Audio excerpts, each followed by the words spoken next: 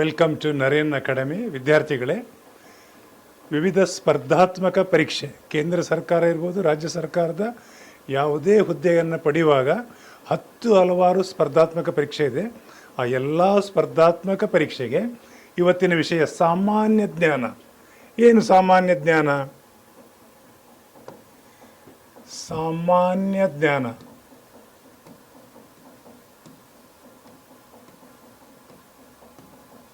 ಅಥವಾ GK ಅಂತ ಹೇಳ್ತಾರೆ. ಈ GK ಅಂತ ಹೇಳುವಾಗ ಭಾಳ ಸುಲಭ ಕಾಣ್ತದೆ. ಸಾಮಾನ್ಯ ಜ್ಞಾನ ಹೇಳುವಾಗ ಸುಲಭ ಕಾಣ್ತದೆ. ಹಲವಾರು ಪ್ರಶ್ನೆಗಳು ಬರ್ತದೆ. ಇದು ಒಂದೊಂದಾಗಿ ಓದ್ತಾ ಹೋದಾಗ ನಮಗೆ ಅದು ಹಲವಾರು ಇದಕ್ಕೆ ಸಹಕಾರಿಯಾಗಿದೆ. ಇವತ್ತಿನ ವಿಷಯ ಯಾವುದು? ಒಪೆಕ್ ಅಂತೇಳಿ. ಯಾಕೆಂದರೆ ಇತ್ತೀಚೆಗೆ ಇರಾನ್, ಅಮೇರಿಕಾ, ಇಸ್ರೇಲ್ ಮಧ್ಯದಲ್ಲಿ ಒಂದು ಸ್ಟಾರ್ಟ್ ಆದ ಯುದ್ಧ ನಿಲ್ಲುವ ಇದನ್ನೇ ಕಾಣ್ತಾ ಇಲ್ಲ. ಆ ಯುದ್ಧಕ್ಕೂ ಇದಕ್ಕೆ ಏನು ಸಂಬಂಧ ಅನ್ನೋದೇ ಭಾಳ ಇಂಪಾರ್ಟೆಂಟು. ಹಾಗಾಗಿ ಇದು ಮುಂದಿನ ಯಾವುದೇ ಸ್ಪರ್ಧಾತ್ಮಕ ಪರೀಕ್ಷೆಗೆ ಒಪೆಕ್ ನೆನ್ಪಿಟ್ಕೊಳ್ಳಿ. ಶಾರ್ಟ್ ಫಾರ್ಮ್ OPEC ಇಲ್ಲಿ ಬರೀತಾ ಇದೆ ನೋಡಿ, ಇದು OPEC. ಇದು ಏನು ಅಂತೇಳಿ ಫುಲ್ ಫಾರ್ಮ್ ಯಾವುದು? Organisation of the petroleum exporting country. ಇದು ಭಾಳ ಇಂಪಾರ್ಟೆಂಟ್. ನಿಮಗೆ ಶಾರ್ಟ್ ಫಾರ್ಮ್ ಕೇಳ್ಬೋದು, OPECನ ಫುಲ್ ಫಾರ್ಮನ್ನು ಕೇಳ್ಬೋದು. ಫಸ್ಟು OPEC ಅಂತ ಹಾಕಿ ಇದರ ಫುಲ್ ಫಾರ್ಮ್ಗೆ 4 ಆಯ್ಕೆ ಕೊಡ್ಬೋದು. ಇಲ್ಲಿ ಒಂದು ಪ್ರಶ್ನೆ ಆಗ್ತದೆ. ಸೊ ನೆನ್ಪಿಟ್ಕೊಳ್ಳಿ, organisation of the petroleum exporting countries. 1 point ಪ್ರಶ್ನೆ ಆಯಿತು. ಇದು ಯಾಕೆ ಸೃಷ್ಟಿ ಆಯಿತು ಅನ್ನೋದು ಭಾಳ ಇಂಪಾರ್ಟೆಂಟ್. ನೋಡಿ, ಜಗತ್ತಿಗೆ ತೈಲ, ಏನು ಕಚ್ಚಾ ತೈಲ ಇದೆ ಜಗತ್ತನ್ನು ಇವತ್ತು ಅದು ಒಂಥರ ಕಪ್ಪು ಚಿನ್ನ ಅಂತ ಹೇಳ್ಬೋದು. ಜಗತ್ತಿಗೆ ಅತ್ಯಂತ ವ್ಯಾಲ್ಯೂಬಲ್ ಆಗಿ ಎಲ್ಲ ರಾಷ್ಟ್ರಗಳಿಗೂ ಬೇಕಾಗಿದ್ದು ಯಾವುದು? ಕಚ್ಚಾ ತೈಲ. ಅದರ ಬಗ್ಗೆ ಇರುವಂಥ ಒಂದು ರಾಷ್ಟ್ರ ಯಾವುದು? Organisation of the petroleum exporting countries. ಯಾಕೆ ಅಗತ್ಯ ಬೀಳ್ತು ನೋಡ್ತಾ ಹೋಗುವಲ್ವಾ? ಬೆಲೆಗಳ ಮೇಲೆ ಪಾಶ್ಚಿಮಾತ್ಯ ಕಂಪ್ನಿಗಳ ಏಕಸ್ವಾಮ್ಯ, ಅಂದರೆ ಫಾರಿನ್ ಕಂಪ್ನಿಗಳು ತಮ್ಮ ಏಕಸ್ವಾಮ್ಯವನ್ನು ಮಾಡ್ಕೊಳ್ತಾ ಇತ್ತು. ಅದಕ್ಕೆ ಉತ್ಪಾದನೆ ಆಗೋ ರಾಷ್ಟ್ರಗಳೇ ಆಗಿದೆ, ಹೆಚ್ಚಾಗಿ ಮಧ್ಯ ಏಷ್ಯಾದ ರಾಷ್ಟ್ರಗಳು. ಅವರೆಲ್ಲ ಸೇರಿ ಒಂದು ಒಕ್ಕೂಟ ಮಾಡೋದನ್ನು ನಿರ್ಧಾರ ಮಾಡಿ ಇದು ಮಾಡಿದರು. ಉತ್ಪಾದಕ ರಾಷ್ಟ್ರಗಳಿಗೆ ನ್ಯಾಯಯುತ ಬೆಲೆ ಕೊಡುವ ಉದ್ದೇಶಕ್ಕೆ ಇದನ್ನು ರಚನೆ ಆಯಿತು. ಯಾವಾಗ ಪ್ರಾರಂಭ ಆಯಿತು ಪ್ರಶ್ನೆ ಬರ್ತದೆ, ಮುಂದೆ ನೋಡುವ. ಇಲ್ಲಿ ಈ ಸ್ಲೈಡಲ್ಲಿ ಒಂದು ಅದ್ಭುತವಾಗಿ ಕೊಟ್ಟಿದ್ದೇನೆ. ಈಗಾಗಲೇ OPEC ಅಂದರೆ ಏನು ಇದು ನೋಡಾಯಿತು, ಶಾರ್ಟ್ ಫಾರ್ಮ್ ನೋಡಾಯಿತು, ಫುಲ್ ಫಾರ್ಮ್ ನೋಡಾಯಿತು. ಅದೊಂದು ಪ್ರಶ್ನೆ ಆಗ್ತದೆ. ಯಾವಾಗ ಸ್ಥಾಪನೆ ಆಯಿತು ಅಂತೇಳಿದರೆ ನೋಡಿ, OPEC ಸ್ಥಾಪನೆ ಯಾವ ವರ್ಷ ಆಯಿತು ಅಂತೇಳಿ ಇಲ್ಲಿ ಒಂದು ಪಾಯಿಂಟ್ ಕೊಟ್ಟಿದ್ದೇನೆ. ಇರಾಕ್ ದೇಶದಲ್ಲಿ, ಇರಾಕಿನ ಬಾಗ್ದಾದ್, ಇರಾಕಿನ ರಾಜಧಾನಿ ಯಾವುದು? ಬಾಗ್ದಾದ್. ಸಮ್ಮೇಳನ ಯಾವ ವರ್ಷದಲ್ಲಾಯಿತು? 1960ರಲ್ಲಿ. ನೆನ್ಪಿಟ್ಕೊಳ್ಳಿ. ಉದ್ದೇಶ ಏನು ಅಂತ ಹೇಳಿದ್ರೆ, ಉತ್ಪಾದನೆ ಮಾಡೋ ಎಲ್ಲ ರಾಷ್ಟ್ರಗಳು ಸೇರಿಕೊಂಡು ಒಂದು ಸಂಘಟನೆ ಮಾಡಿಕೊಂಡು ಬೇಡಿಕೆ ಮತ್ತು ಪೂರೈಕೆಗೆ ಅನುಗುಣವಾಗಿ ಬೆಲೆಗಳನ್ನು ಸ್ಥಿರವಾಗಿ ಕಾಲಕ್ಕೆ ನಿರ್ಧರಿಸುವಂಥ ಒಂದು ಸಂಘಟನೆ ಇದು. ಸೊ ಕ್ಲಿಯರ್ ಆಯಿತು? ಯಾವ ದೇಶದಲ್ಲಿ ಆಯಿತು ಅಂತ ಹೇಳಿದರೆ ಇರಾಕಿನ ಬಾಗ್ದಾದ್ನಲ್ಲಿ. ಯಾವ ವರ್ಷದಲ್ಲಿ ಆಯಿತು? 1960. ನೆನ್ಪಿಟ್ಕೊಳ್ಳಿ, ಇಲ್ಲಿ ಕೂಡ ಕೊಟ್ಟಿದ್ದೇನೆ 1960. ಪ್ರಥಮದಲ್ಲಿ ಇದ್ದ ದೇಶಗಳು ಯಾವುದು? Iran, Venezuela, Saudi Arabia, Kuwait. Yes. ಆಮೇಲೆ ಮತ್ತೆ ರಾಷ್ಟ್ರಗಳು ಸೇರಿಕೊಂಡಿದ್ದಾವೆ, ಅದು ಕೂಡ ಬರ್ತದೆ. ಯಾವ ಉದ್ದೇಶಕ್ಕೆ ಅಂತ ಇಲ್ಲಿ ಪಾಯಿಂಟ್ ಕೊಟ್ಟಿದ್ದೇನೆ. ಜಾಗತಿಕ ಮಾರುಕಟ್ಟೆಯಲ್ಲಿ ಬೆಲೆಗಳನ್ನು ಸ್ಥಿರಗೊಳಿಸಲು ಉತ್ಪಾದನೆ ಮಾಡಿ ನ್ಯಾಯಯುತವಾದ ಬೆಲೆಯನ್ನು ಪಡೆಯುವಂಥದ್ದು. ಒಟ್ಟಿನಲ್ಲಿ ಬೇಡಿಕೆ ಮತ್ತು ಪೂರೈಕೆಗೆ ಅನುಗುಣವಾಗಿ ಅದನ್ನು ನಿರ್ಧರಿಸಿಕೊಂಡು ಬೆಲೆಗಳು ಸ್ಥಿರವಾಗಿರಲಿಕ್ಕೆ ನೋಡಿಕೊಳ್ಳಿಕ್ಕೆ ಈ ರಾಷ್ಟ್ರಗಳು, ಉತ್ಪಾದನಾ ರಾಷ್ಟ್ರಗಳೇನಿದೆ ಅದು OPEC ಅಂತೇಳಿ ಸ್ಥಾಪನೆ ಮಾಡಿದರು. ನೆನ್ಪಿಟ್ಕೊಳ್ಳಿ, OPEC. ಓಕೆ, ನೆನ್ಪಿಟ್ಕೊಳ್ಳಿ. ಇದು ಒಂದು ಪ್ರಶ್ನೆ ಆಯಿತು. ನೆಕ್ಸ್ಟ್ ನೋಡುವಲ್ಲ, ಇದು ಪ್ರಥಮ ಸಮ್ಮೇಳನ ಬಾಗ್ದಾದ್, ಇರಾಕ್ನಲ್ಲಿ ಆದರೂ ಕೂಡ ಇದರ ಒಂದು ಕಚೇರಿ ಇರಬೇಕಲ್ವ? ಎಲ್ಲಿ ಅಂತ ಹೇಳಿದರೆ 1961ರಲ್ಲಿ ಜಿನೇವಾ, ಸ್ವಿಟ್ಜರ್ಲ್ಯಾಂಡ್. ನಿಮ್ಗೆ ಕೇಳ್ಬೋದು ಯಾವ ದೇಶದಲ್ಲಿತ್ತು ಅಂದರೆ ಸ್ವಿಟ್ಜರ್ಲ್ಯಾಂಡು, ಯಾವ ನಗರದಲ್ಲಿತ್ತು ಅಂದರೆ ಜಿನೇವಾದಲ್ಲಿ. ಅದೊಂದು ಪಾಯಿಂಟ್ ಆಗ್ತದೆ. ಆಮೇಲೆ 65ರಲ್ಲಿ ಎಲ್ಲಿಗೆ ಶಿಫ್ಟ್ ಆಯಿತು ಅಂತ ಹೇಳಿದ್ರೆ ವಿಯೆನ್ನಾ. ಇದೊಂದು ನೆನ್ಪಿಟ್ಕೊಳ್ಳಿ, ಆಸ್ಟ್ರಿಯಾ ದೇಶದ ವಿಯೆನ್ನಾ. ಈಗ ಅಲ್ಲಿಗೆ ಇರೋದು ಈಗಲೂ ಕೂಡ. 1965 ಅಲ್ಲಿಗೆ ಶಿಫ್ಟ್ ಆಗಿದೆ. ಇದೊಂದು ಪ್ರಶ್ನೆ ಆಗ್ತದೆ. ಇಲ್ಲಿ 4-6 ಪ್ರಶ್ನೆಗಳಾಯಿತು. ಪ್ರಥಮದಲ್ಲಿ 4-5 ಪ್ರಶ್ನೆಗಳಾಯಿತು. ಇದು ವಿವಿಧ ಸ್ಪರ್ಧಾತ್ಮಕ ಪರೀಕ್ಷೆಗೆ ಖಂಡಿತ ಬಂದೇ ಬರ್ತದೆ. ಯಾಕೆ? ಸುದ್ದಿಯಲ್ಲಿದೆ ವಿಷಯ. ಆಮೇಲೆ ನಾನಿಲ್ಲಿ ಲಾಸ್ಟಿಗೆ ಒಂದು ಪಾಯಿಂಟ್ ಕೊಟ್ಟಿದ್ದೇನೆ. 60ರಲ್ಲಿ ಆಸ್ಟ್ರೇಲಿಯಾದೊಂದಿಗೆ ವಿಶೇಷ ಒಪ್ಪಂದಕ್ಕೆ ಸಹಿ ಹಾಕುವ ಮೂಲಕ ಜಾಗತಿಕ ತೈಲದ ಒಂದು ನಿಯಂತ್ರಣ ಮಾರುಕಟ್ಟೆ ಎಲ್ಲ ಮಾಡಲಿಕ್ಕೆ ಆಗಾಗ ಸಮ್ಮೇಳನ ಮಾಡಲಿಕ್ಕೆ ಇದು ಒಂದು ಹೆಡ್ ಆಫೀಸ್ ಆಯಿತು. ಇದೊಂದು ನೆನ್ಪಿಟ್ಕೊಳ್ಳಿ. ಕ್ಲಿಯರ್? ನೆಕ್ಸ್ಟ್ ನೋಡುವಲ್ಲ, ಜಾಗತಿಕ ಪ್ರಭಾವದ 14 ರಾಷ್ಟ್ರಗಳು ಅಂದರೆ ಮತ್ತೆ ಯಾವುದೆಲ್ಲ ರಾಷ್ಟ್ರಗಳು ಸೇರಿತು? ನಾನು ಪ್ರಥಮದಲ್ಲಿ ಹೇಳಿದೆ ನೋಡಿ, ಮಧ್ಯಪ್ರಾಚ್ಯ, ಈಗ ಇರುವಂಥ ಸುದ್ದಿಯಲ್ಲಿರುವಂಥ ಏನು ಮಧ್ಯ ಏಷ್ಯಾ ಅಂತ ಹೇಳ್ತೀರಿ, ಆ ದೇಶಗಳ ಕಂಟ್ರಿಗಳು ನೆನ್ಪಿಟ್ಕೊಳ್ಳಿ. ಇದು ಸ್ಕ್ರೀನ್ಶಾಟ್ ತಗೊಳ್ಳಿ. ಇರಾನ್, ಇರಾಕ್, ಕುವೈತ್, UAE, ಇದು ಒಂದು. ಆಮೇಲೆ ಸೌದಿ ಅರೇಬಿಯಾ, ಇದೆಲ್ಲ ಇದು ಮಧ್ಯ ಏಷ್ಯಾದಲ್ಲಿ ಆಯಿತು. ದಕ್ಷಿಣ ಅಮೆರಿಕಾದಲ್ಲಿ ಯಾವುದಿದೆ? ವೆನೆಜುವೆಲಾ ಮತ್ತು ಈಕ್ವೆಡಾರ್. ಆಫ್ರಿಕಾದಲ್ಲಿ ಈ ಎಲ್ಲ ಕಂಟ್ರಿಗಳಿದೆ, ಇದು ಕೂಡ ಕೇಳ್ಬೋದು. ಎಲ್ಲ ಸೇರಿದಾಗ ಇವರೆಲ್ಲ ಈ ನಮ್ಮ ತೈಲವನ್ನು ಉತ್ಪಾದನೆ ಮಾಡುವಂಥ ರಾಷ್ಟ್ರಗಳು. ಆದರೆ ಜಗತ್ತಿನಲ್ಲಿ ಈ ರಾಷ್ಟ್ರಗಳು ಮಾತ್ರ ಉತ್ಪಾದನೆ ಮಾಡ್ತದಾ? ಇಲ್ಲ, ರಷ್ಯಾ ಕೂಡ ಮಾಡ್ತದೆ. ಇನ್ನು ಅಮೇರಿಕ ತನ್ನ ಬೇಡಿಕೆ, ತನ್ನ ದೇಶದ ಬೇಡಿಕೆಯಷ್ಟು ಸಾಕಷ್ಟು ಉತ್ಪಾದನೆ ಮಾಡಿ ಸ್ಟಾಕ್ ಇದೆ ಅವರ ಹತ್ರ. ಆದರೆ ಮಾರುಕಟ್ಟೆಯಲ್ಲಿ ಆ ಡಾಲರ್ ಪ್ರಭಾವ ಯಾಕಾಯಿತು? ಮುಂದೆ ಪ್ರಶ್ನೆ ಬರ್ತದೆ, ಮುಂದಿನ ವಿಡಿಯೋ ಇದರಲ್ಲಿ ಸ್ಲೈಡಲ್ಲಿ ನೋಡುವ. ಹೇಗೆ ಡಾಲರ್ ಪ್ರಮುಖ ಆಯಿತು? ಇವತ್ತಿನ ಎಲ್ಲ ಕಾರಣಕ್ಕೆ ಅದೇ ಮೂಲ. ಅದು ಯಾಕೆ ಏನು ಅಂತ ಮುಂದೆ ನೋಡುವ. ಅದು ಪ್ರಶ್ನೆ ಭಾಳ ಅದ್ಭುತವಾಗಿ ಬರ್ತದೆ, ನೋಡ್ತಾ ಹೋಗಿ. ಸೊ ರಾಷ್ಟ್ರಗಳು ಯಾವುದು ಅನ್ನೋವಾಗ ಈ ಪಾಯಿಂಟ್ ನೆನ್ಪಿಟ್ಕೊಳ್ಳಿ. ಜಾಗತಿಕ ತೈಲ ಮಾರುಕಟ್ಟೆ ದಿಕ್ಕನ್ನು ನಿರ್ಧರಿಸುವ ಬೃಹತ್ ಶಕ್ತಿಗಳು. ಎಸ್.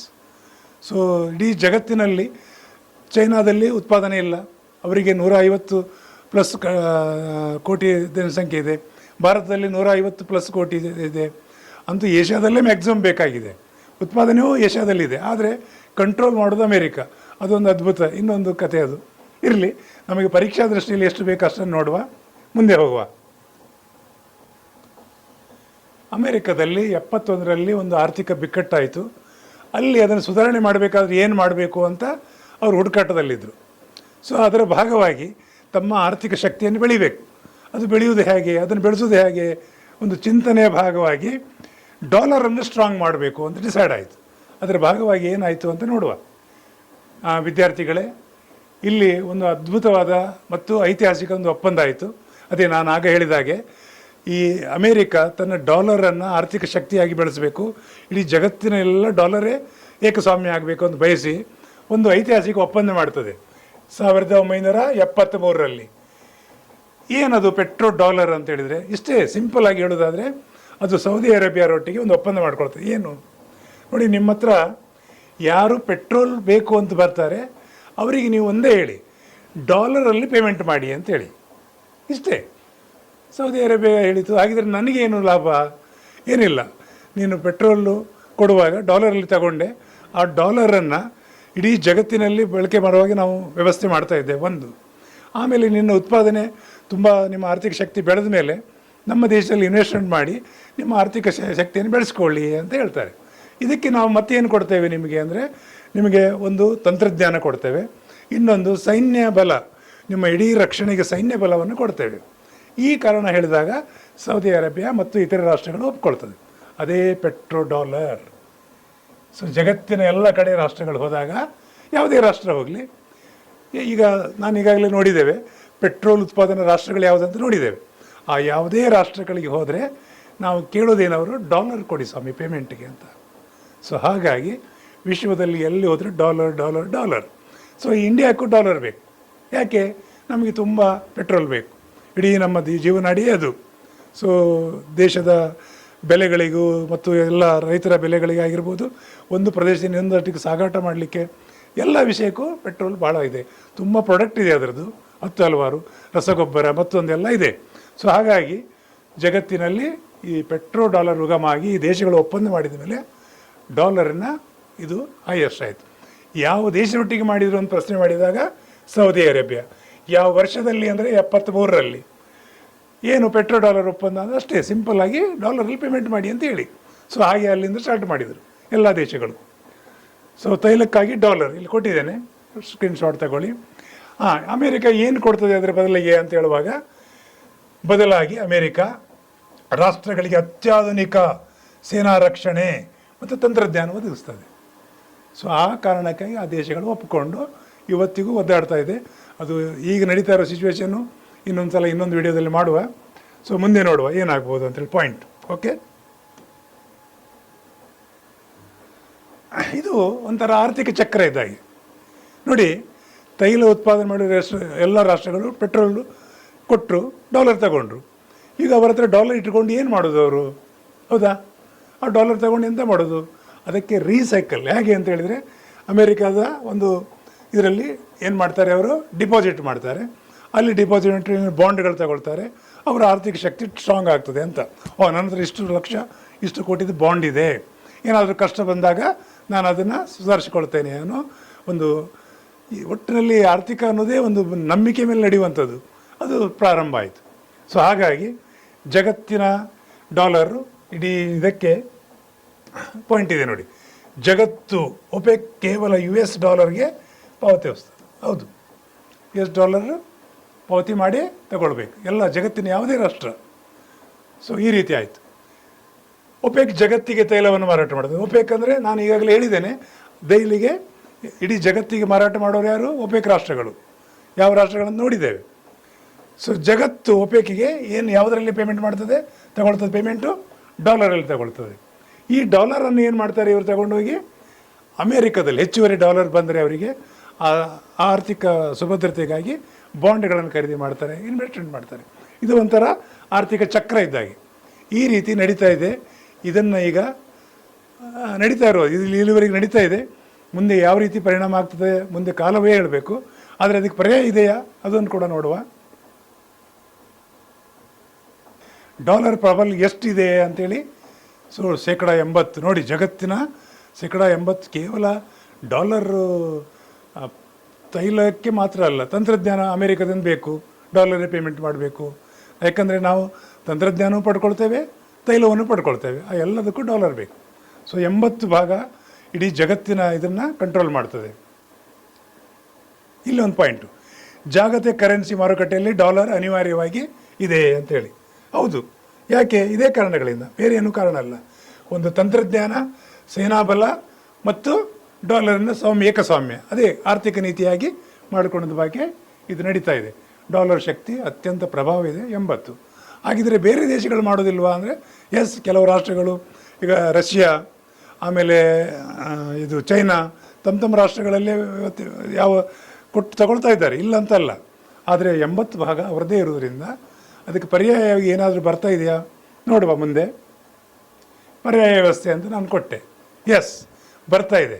ಅದೇ ಇವತ್ತಿನ ಯುದ್ಧಕ್ಕೆ ಕಾರಣ. ಬ್ರಿಕ್ಸ್ ಅಂತಿದೆ ಇಲ್ಲಿ. ಏನು ಬ್ರಿಕ್ಸ್ ಅಂತ ಹೇಳಿದರೆ ನೋಡ್ಕೊಂಡು ಬಿಡುವ, ಇಲ್ಲಿ ಕೊಟ್ಟಿದ್ದೇನೆ. ಬ್ರೆಜಿಲ್, ರಷ್ಯಾ, ಭಾರತ, ಚೀನಾ, ದಕ್ಷಿಣ ಆಫ್ರಿಕಾ ಇದು ಸೇರಿದಂತೆ ಒಂದು ಸಂಘಟನೆಯ ಹೆಸರು ಬ್ರಿಕ್ಸ್ ಅಂತೇಳಿ. ಯಾವ್ಯಾವ ದೇಶ? ಒಂದು ಬ್ರೆಜಿಲ್, ರಷ್ಯಾ, ನೋಡಿ ಇಲ್ಲಿ ಕೊಟ್ಟಿದ್ದೇನೆ. ಬ್ರೆಜಿಲ್, ರಷ್ಯಾ, ಭಾರತ, ಚೀನಾ, ದಕ್ಷಿಣ ಆಫ್ರಿಕಾ ಈ ರಾಷ್ಟ್ರಗಳು ಸೇರಿ 2006ರಲ್ಲಿ ಒಂದು ಸಂಘಟನೆ ಮಾಡಿದರು. ಯಾಕೆ? ಡಾಲರಿಗೆ ಪರ್ಯಾಯವಾಗಿ ಉತ್ಪಾದನೆಯ ರಾಷ್ಟ್ರಗಳೆಲ್ಲ ಇರೋದು ಏಷ್ಯಾದಲ್ಲಿ, ಬೇಡಿಕೆ ಇರೋದು ಏಷ್ಯಾದಲ್ಲಿ.